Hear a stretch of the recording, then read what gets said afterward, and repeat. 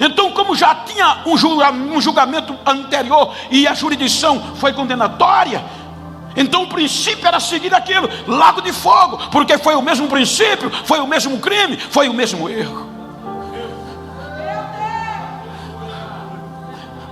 Agora imagina, a apelação vem, e qual era o pedido? Condenação,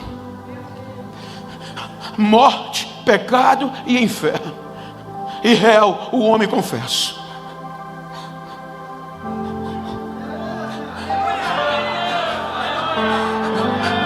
Aí o que é que Deus faz? Pelo amor, pelo relacionamento com o homem, Ele trata diferente.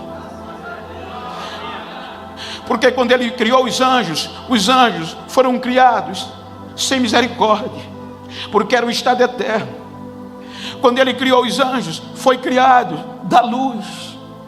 Mas quando Ele criou o homem, foi tirado das trevas, porque a terra estava em trevas. E a luz só apareceu quando Ele disse: haja luz. E foi daquela terra que veio das trevas que Ele criou o homem. E quando Ele criou o homem, colocou a misericórdia dentro dele, que o diabo não tinha, e nem o inferno. Então quando pensavam que Ele ia desistir do homem, Ele protela a audiência. Ele usa algo chamado graça. Favor Ele não merece, mas pela graça eu vou protelar o julgamento, vou passar para frente.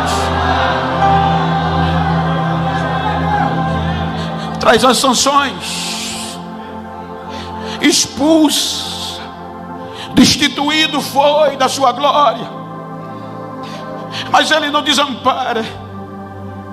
Capítulo 6 do Gênesis, vem a segunda apelação, a segunda audiência, porque agora as provas contra o homem, o ser humano, eram evidentes e mais comprometedoras e comprobatórias para a sua condenação. Por quê, pastor? Porque o Gênesis diz: degradação geral do gênero humano. Ninguém merecia ser redimido, porque as atitudes do homem não condizia com o poder de Deus. Agora a Bíblia diz que a ação do homem cheirava mal às narinas de Deus, e Deus resolve condená-lo à destruição. Eu vou dar fim dele, vou acabar com ele, porque o seu comportamento é mau. Aí Deus assina, Deus delibera a condenação por meio do dilúvio. Enquanto a morte, a lei do pecado e da morte, e o inferno dizia: agora vai. Ele já deliberou. Aí vem a graça.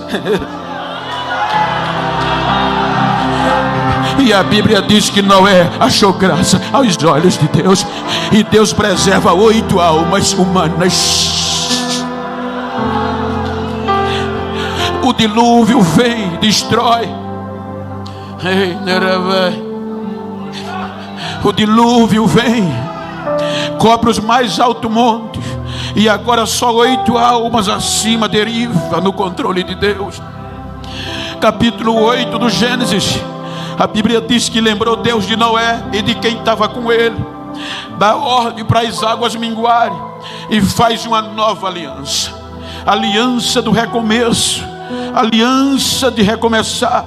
E Ele devolve todo o direito que Adão tinha à geração de Noé. Mas quando a gente chega no capítulo 11 do Gênesis, então vai mais uma decepção. Vem a terceira apelação, porque a geração de Noé cometeu o mesmo erro que os homens, a cilada do diabo. Veja que no capítulo 11 eles quebram o princípio que Deus pediu: frutificai, enchei a terra, para a glória de Deus, porque a terra tinha que prestar tributos a Deus de gratidão. Mas agora diz a Bíblia que eles se preocuparam no egoísmo, ser famosos, ser importantes, a ponto do projeto estabelecido era não se espalhar, era elevar uma cidade que os prédios, as torres tocassem no céu, para não se perderem de vista. Aí vem Deus e vê que eles também foram contaminados, e a lei do pecado e da morte prevaleceu. Aí eles são espalhados, confusos, em idiomas diversos e sem comunicação. Então vem o tempo, e com esse tempo o diabo, sua cilada, prevalece, porque a fraqueza humana não estava em Deus, porque eles vão se defiando. Aí vem a idolatria. Como o ser humano tem necessidade de adorar, porque ele foi criado para isso, então eles buscam os astros, eles adoram o sol, a lua, o próprio homem, a madeira, e eles entram em um marasmo. Aí vem o capítulo 12, aí do meio da idolatria vem mais uma vez o projeto de redenção através de Abraão. Veja que no capítulo 12 Deus faz a proposta a Abraão, e Abraão vem como símbolo e evidência de um projeto único de redenção, ou Israel. E nesse projeto de redenção, veja que no versículo 3 estava inclusa todas as famílias perdidas da terra. Deus disse: por meio de você vou reconciliar todas as famílias da terra. Redenção. Então, quando nós observamos, por meio de Adão, de Abraão, vem Israel, o projeto único, o projeto maravilhoso, o projeto que Deus disse: eu sou o seu Deus e ele é o meu povo, eu sou pai e ele é filho, eu hoje te gerei. O projeto puro, limpo e especial. E o que é que Deus faz? Dá rituais, dá propósito de adoração. Agora veja, nos anjos era o Éden, Adão era o Éden. Agora Israel, e na geração de Noé era toda a terra. Agora na geração de Israel, um lugar, o único povo no planeta Terra escolhido para levar gratidão a Deus e santificação.